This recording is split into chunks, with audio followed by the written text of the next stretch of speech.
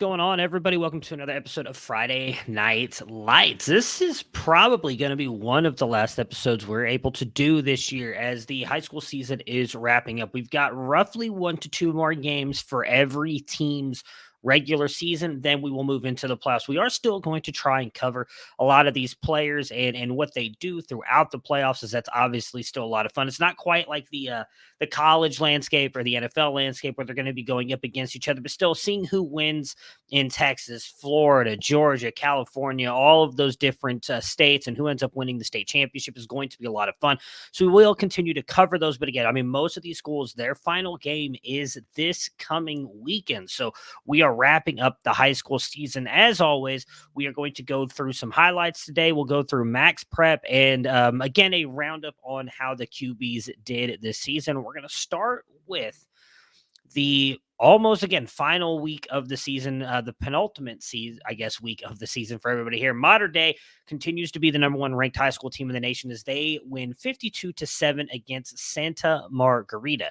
St. John Bosco, who again fell to the number 4 team in the nation after losing to Modern Day just a couple of weeks ago, is still at number 4. They win 48-7 over Orange Lutheran. Number 3, Central Miami, wins 42-35. So it was a very, very close game.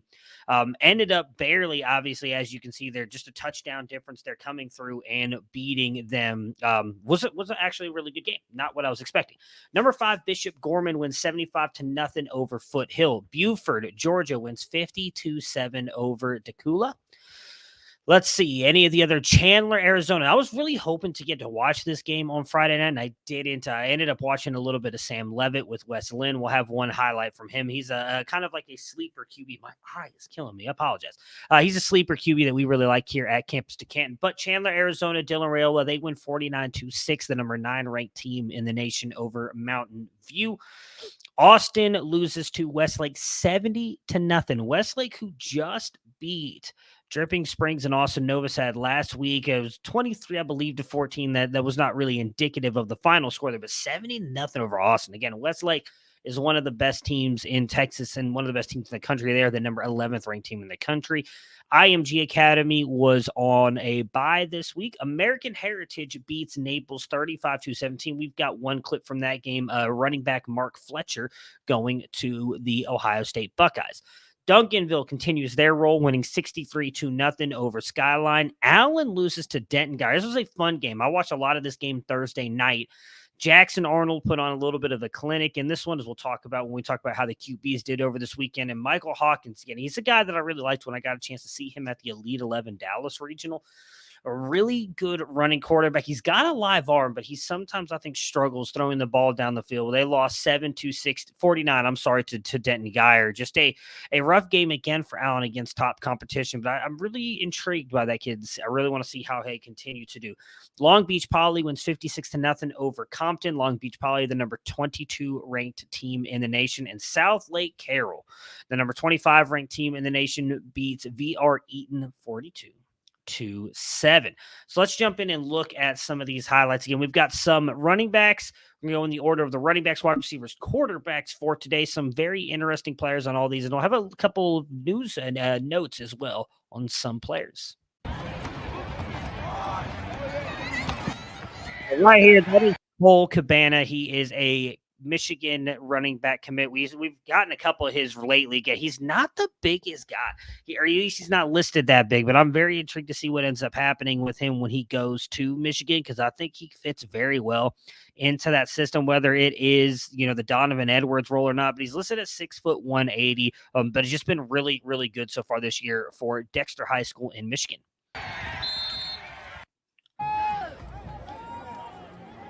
So this is Ruben Owens right here, one of the top commits in the country.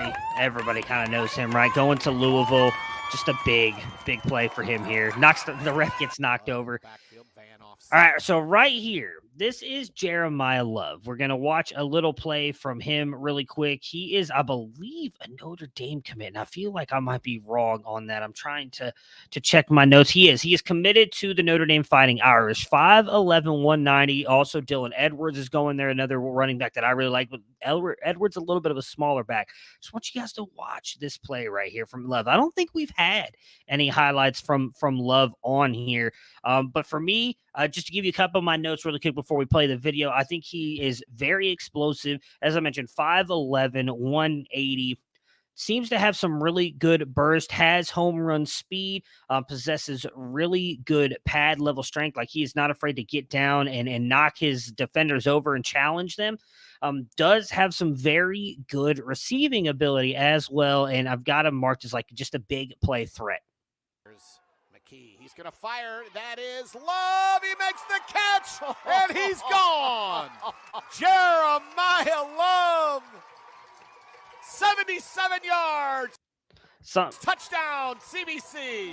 As you can see there, that was a nice little catch. I mean, it's, I feel like that's still a fairly good catch, even though he was open. The defender was closing in on him. You still have to be very concentrated on making that catch. So he is firmly in tier 2 for me. I'm pretty sure he's firmly in tier 2 for everyone at C2C. And you might be able to find those rankings here fairly soon over at campus2canton.com.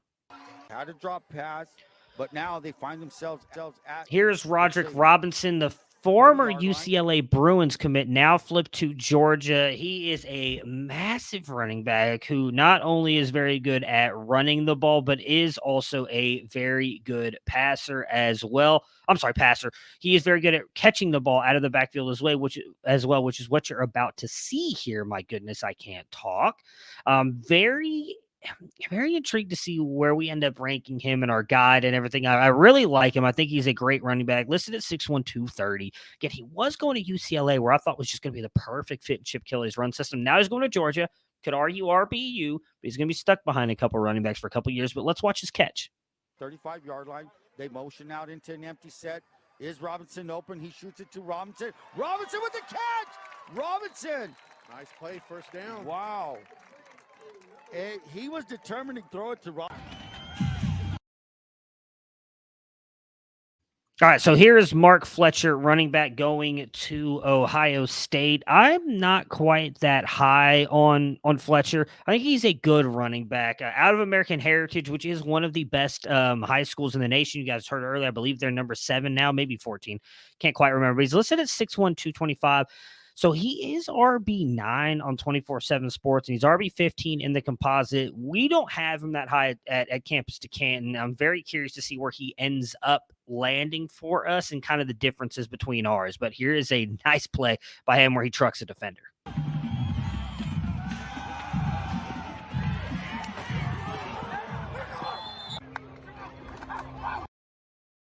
All right, so now we are on to the wide receivers, and we are going to be taking a look here first at Jonte Cook. I'm sure everybody possibly who's watching this knows who he is. One of the top wide receivers in this class. He's actually graded as my number 2 wide receiver. I love this kid.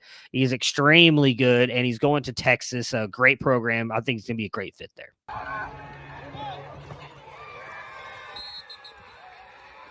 Again, looks to his right. All right, so we're about to see 2 plays right here. This is Micah Hudson, wide receiver at Lake Belton High School in Texas. He is actually a 2024 commit. He is a player that our own at Big wide receiver guy just absolutely loves. He is talking about this kid all the time. Especially early on this year. I don't know if he's always been rated fairly highly. He's a top 2 wide receiver in the composite, number 4 at 24/7 Sports, 6', 186. He's not currently committed anywhere. But this catch, we're going to see it from 2 different angles. One, and then one that someone recorded that was literally there. Just watch this catch. Look for his receiver, Micah Hudson. As you can see, one-handed. Again, I'm sorry, this is cell phone footage, so I can only do so much with it, but I just want you guys to watch it. They actually slow it down themselves for you at the catch point.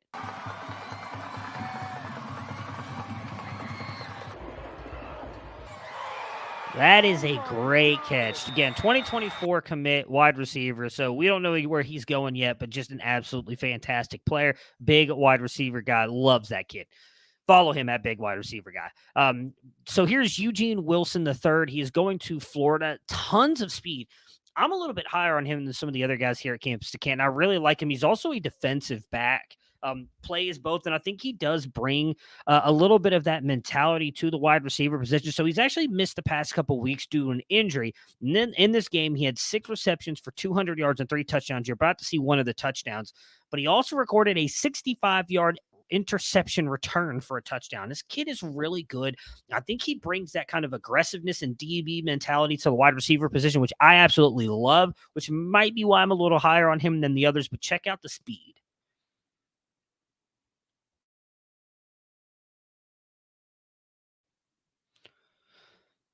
All right, so here is a very intriguing player. This is Nichols Harbor, who is actually listed as an edge player, but he does play wide receiver as well. I'm showing you these because I just think it's a very good play. I don't think that he's going to end up switching to wide receiver, but he's on the outside, the very bottom of your screen here on the right, I guess. They're the left. Sorry, you're at the bottom end of the left hand of your screen. He ends up in this game with 250 receiving yards and 3 touchdowns on just 5 interceptions. You're going to see one of them here.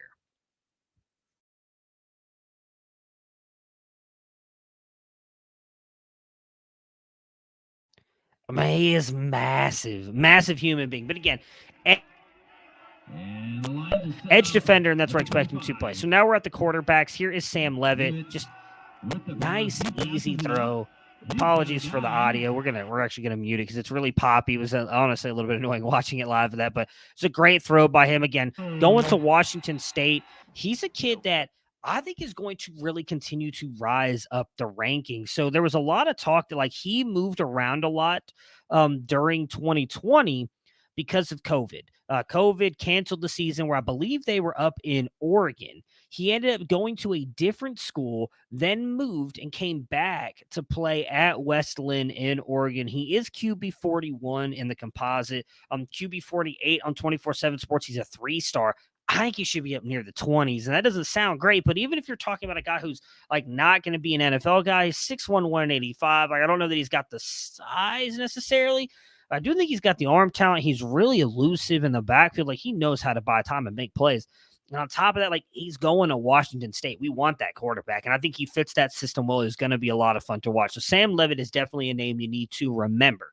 Here's my guy, Austin Novosad, with the big touchdown. They ended up coming back and winning this game. Right now, as you can see, it's 3-14 for Lake Travis. Dripping Springs comes back and wins this game. Here's one of Novosad's touchdowns. Back to pass. Good protection. Throwing deep down the center of the field. Has a man, and it is caught. Touchdown. 39 yards. What a pass by Novosad. All right, so here is the one, the only Arch Manning. He had himself a pretty good day here today. This is senior night for them here at Isidore Newman. And on top of this, I believe this was actually the play right here that he broke yet another record. So he has already broken the school record for career passing yards at 7,268 and passing touchdowns 93, which were both held by his uncles Peyton and Eli, who also both played at this high school. This touchdown right here has him break yet another record at Isidore Newman High School, career total touchdowns with 128 total touchdowns.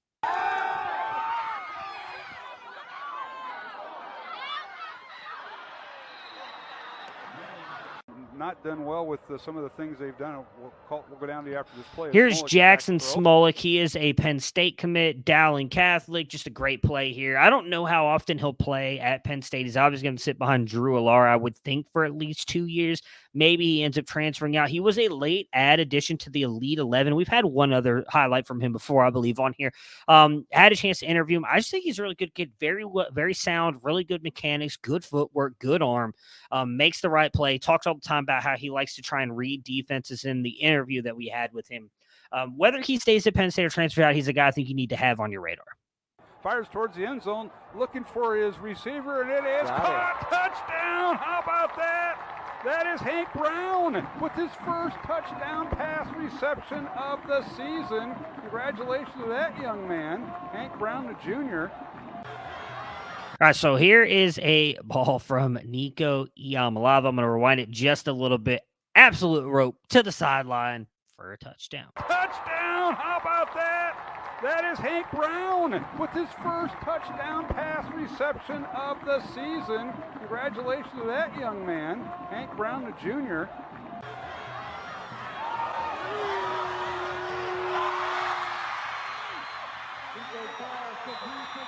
Nico has apparently been getting better and better every single week. I know we were kind of low on him here at Campus to Canton. He might have to eventually start moving up our ranks. Here's Malachi Nelson, in my opinion, the best quarterback in this class. I don't think that's a shock to most of the Campus to Canton guys as well. That I'm pretty sure he's, for the most part, consensus QB1. There's one person who has Dante Moore ahead of him, but I just think he's got the best arm talent in this class. Not only do I think he possibly has the strongest arm, but the way he layers throws is incredible. And we're going to show you 2 throws here in his game from Friday.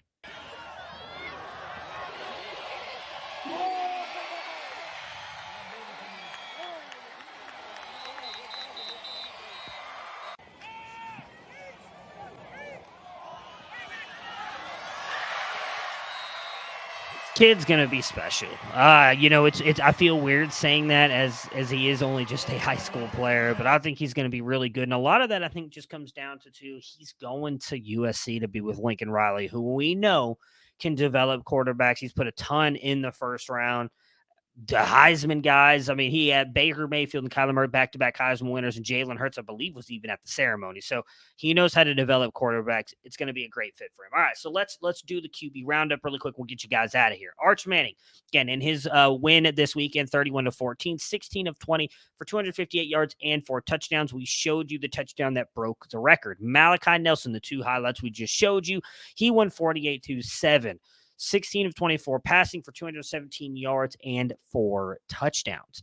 Dante Moore, again, I've talked about this dude like legitimately being like Slenderman when it comes to highlights. You cannot find his games anywhere, which is frustrating because we like this kid a lot. David at Solving Football has him as his number 1 quarterback in class. He's my number 2. And while he's a little bit of points behind Malachi Nelson, but it's not by much. He's still a tier 1 guy for me. But they lost to Cincinnati of Ohio 30-14. He was 20 of 27 for 133 yards and 1 touchdown. Talked about Jackson Arnold, that massive game against Allen on Thursday night. They won 49-7. He went 25 of 28 for 334 yards and 4 touchdowns. Also added a rushing touchdown and 84 yards on the ground. Jaden Rashada, the Miami commit. I should have mentioned, if you guys don't know, Jackson Arnold is going to Oklahoma. Dante Moore committed to Oregon.